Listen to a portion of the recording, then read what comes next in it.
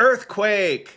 Yesterday we had a fireball, and today we have an earthquake in the west. Fireball in the east, earthquake in the west. What's going on, folks? Well, 3.6 magnitude quake shook Redding, California, about 5 kilometers to the northwest of Redding at a depth of 20 kilometers, so it wasn't a big deal, but about 4 a.m. some people were jolted awake with a little shaking out there in Redding, California, and so I don't think a lot of damage was done, but people did hear it and feel it out there. And let me know if you're watching from out there and if you felt it. I've never been in an earthquake before, but I've been to California many times, and there was since then another earthquake, a 4.6 in the Gulf of California, way down here. So sure, maybe some people around, if anybody's living down here, would have felt it, but certainly not people in California.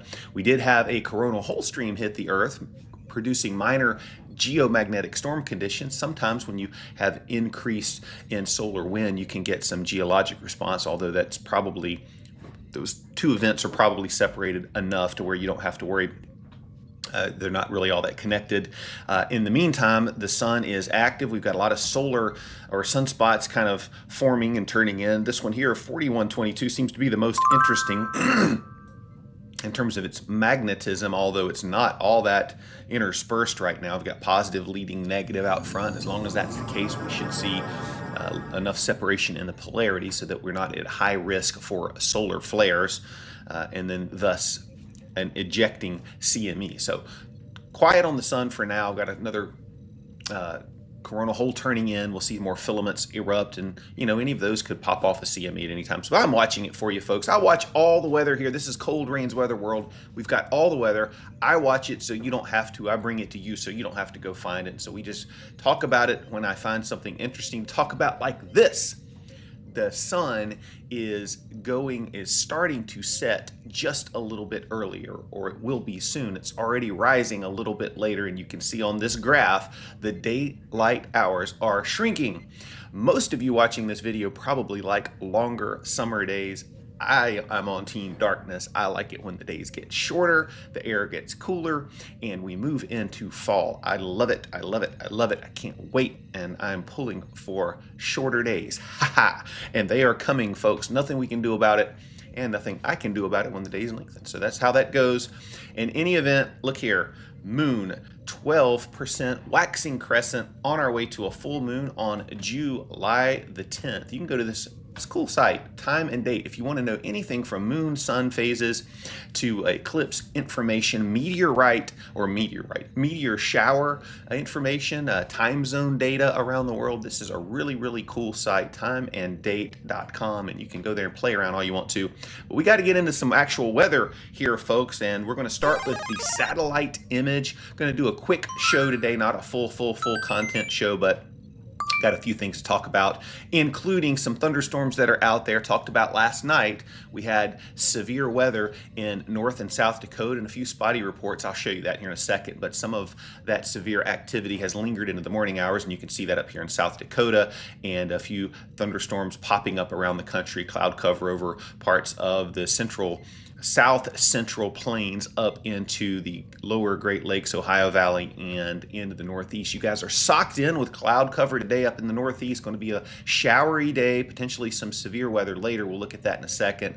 Little spin in the atmosphere down here. This is that weak low pressure. It's just trapped under that ridge, not going anywhere, providing a little spoke of energy here and there, sparking showers and thunderstorms. We're seeing a lot of that along the Gulf. Yesterday, we actually looked at the beach forecast and saw very high probabilities of rain along the Gulf, and you're seeing that play out this morning. So that was true, as we try to make it as true as possible here at Cold Rain's Weather World. Weather is unpredictable to some degree, but we use our experience and the toolkit around us to help at least reduce the uncertainty somewhat. So yesterday, a lot of severe reports up here, some significant ones too. Hail over 2.5 inches in North Dakota. We saw some wind reports down here in South Dakota of 80 to 90 miles per hour, essentially. A couple of tornadoes reported. I don't think any damage occurred from these, and then just spotty wind reports. But we had, about 175 reports or so yesterday of severe weather.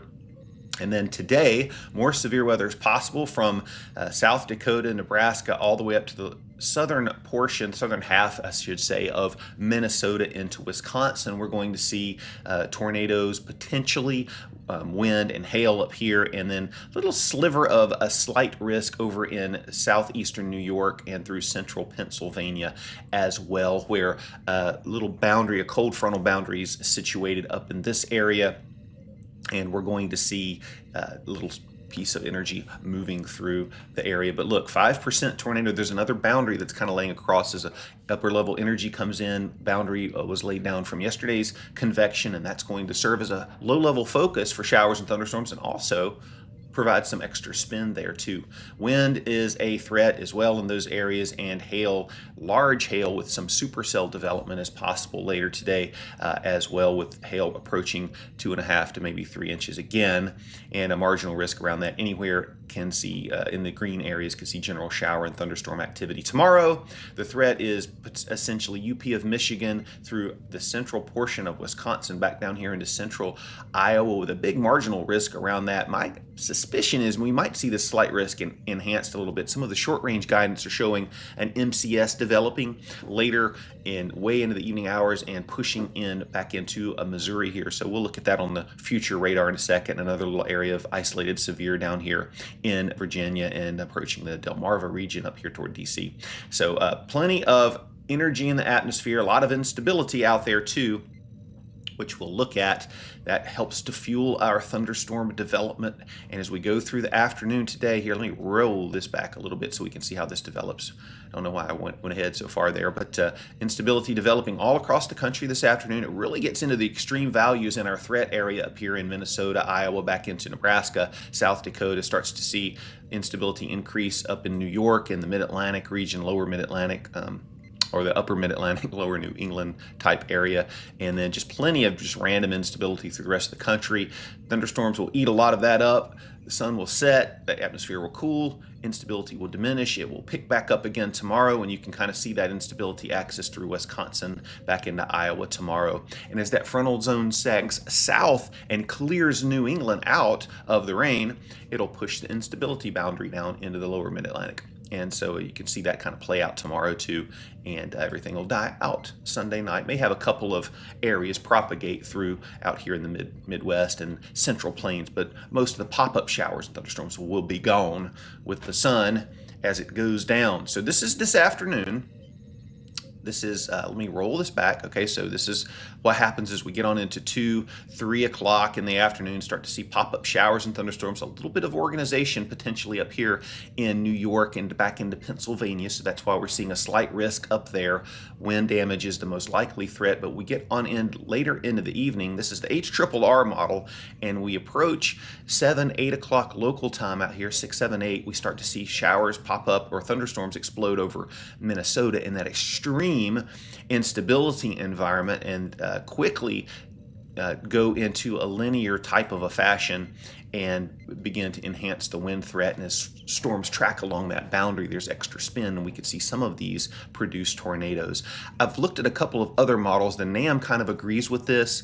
The rapid refresh doesn't have anything out here until way on into the evening, and so little bit of discrepancy, but my suspicion is the rapid refresh is a little bit slow on that, although it is replacing, you may have heard this, it's replacing the NAM in 2026. So the NAM out of here, rapid refresh is the new kid on the block, and so it'll be interesting to see how that goes. It's been doing pretty well from what I've seen, but as we get on in here to late in the evening, MCS forming here will push down into Wisconsin and eventually die out. We'll get another area here in South Dakota, Nebraska moving through, and everything that's popped up on the East Coast, these pop-up showers and thunderstorms, will move on out too. And as we go on into Sunday morning, probably going to see this area of convection persist into South Dakota, moving into Minnesota Sunday morning, and get another little area here in Missouri as well.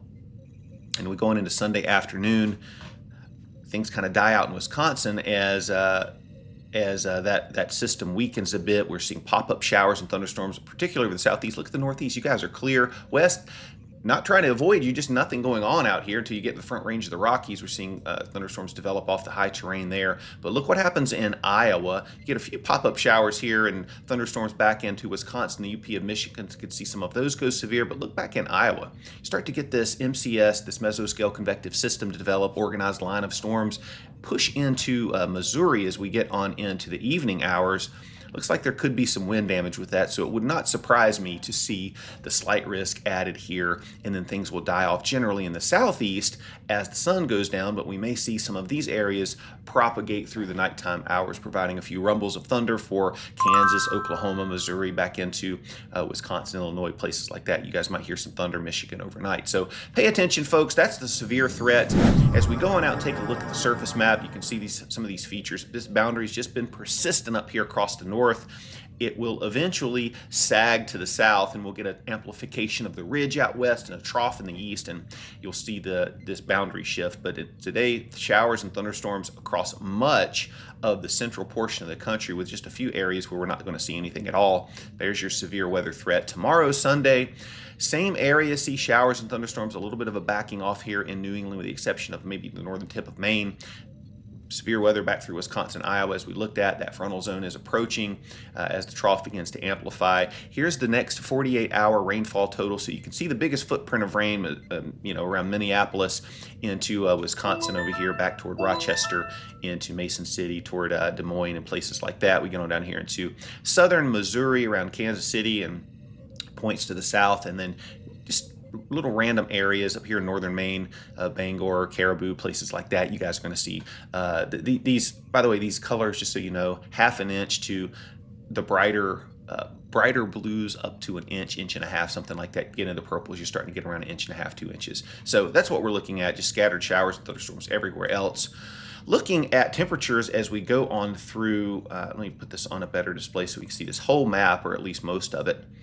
And looking at things this afternoon, and we'll just align this a little bit better. 50s up in Maine. Woo! It's going to be cool up here. 70s transitioning quickly to 70s for the rest of the Northeast. Mid 90s, which is better than the hundreds that we were seeing here in the southeast, east of the Alps, but 80s and 90s back here until you get to the central plains. You start to get to mid upper 90s. Going to be hot out here. Great Lakes nice and cool.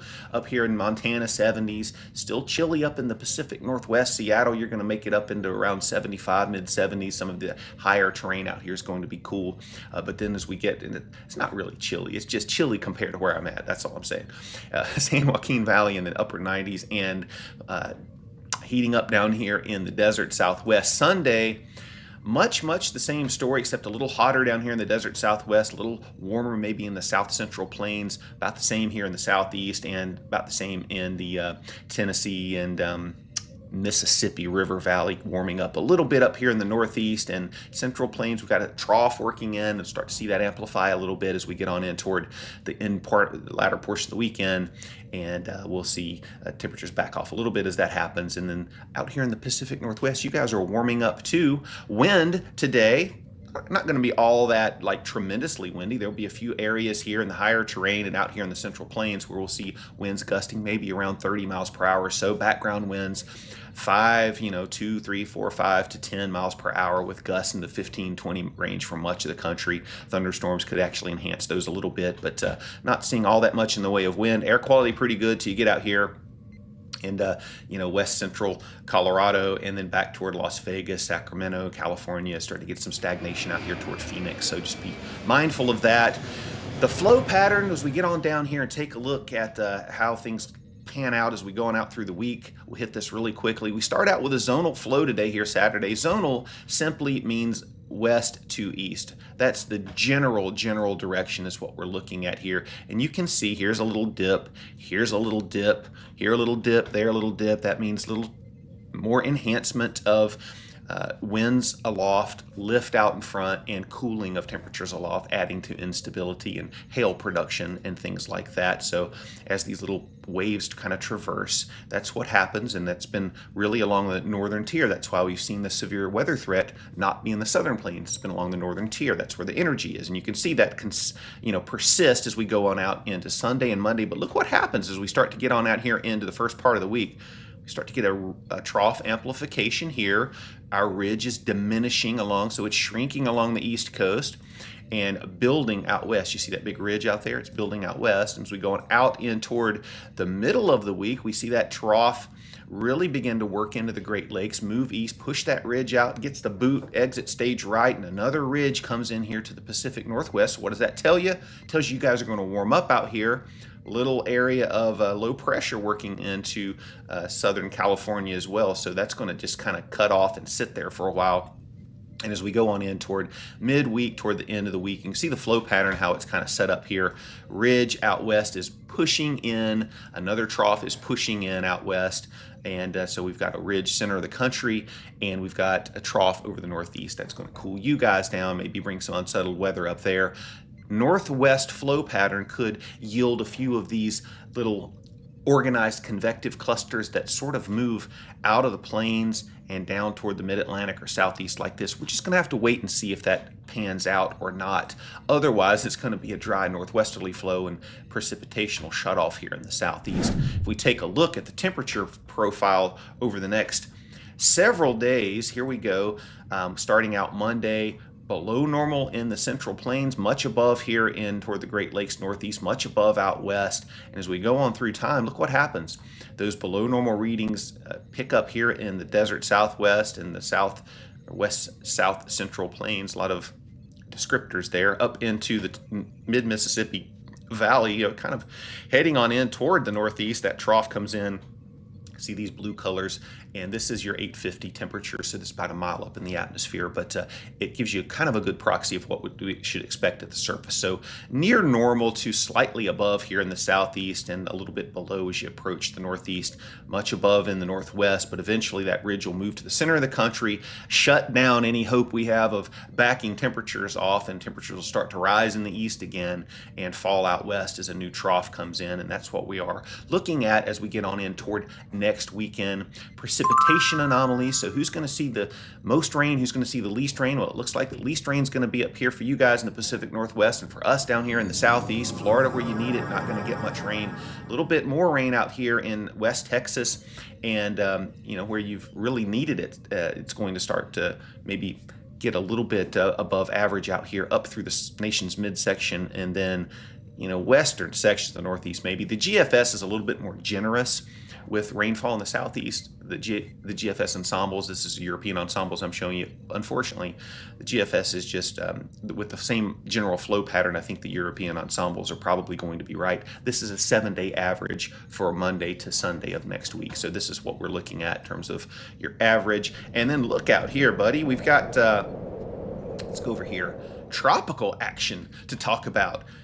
A 50% chance of tropical cyclone development. So we could see a depression that's, form here and move in with a little circulation, move into Mexico and bring some heavy rain to places like Guatemala and Belize, places in there. And so we could really see an enhancement of rainfall, but we're not looking at a big hurricane event out here in the Gulf or anything like that. This will move on inland and end all development in the next couple of days. Eastern Pacific still got this area of disturbed weather with a fairly high chance of development, but it's moving to the west-northwest. So other than bringing some heavy rain down in this area of Mexico, we're not really looking at all that much. In GFS, here's your chance, buddy. We've got an actual tropical cyclone developing down here in the Gulf.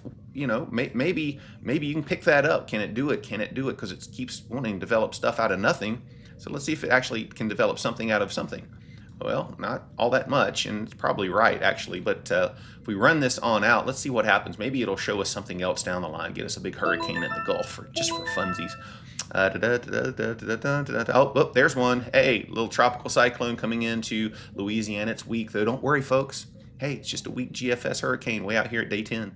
So probably not much to worry about in real life. And of course, there we go through the end of the run. Nothing else going on, and nothing else really going on in the Atlantic, and nothing else really going on noteworthy to talk about in the weather. So I'm going to end the show there, folks. I hope you all have a Very, very nice weekend. Have some fun, get outside and enjoy it. You'll dodge some pop-up showers along the beaches, particularly down along the Gulf Coast into Florida. That's where you're going to see the bulk of the rain today, and up in the Northeast. But tomorrow, the Northeast will clear out. The rest of the East Coast will look good if you're out at the beaches.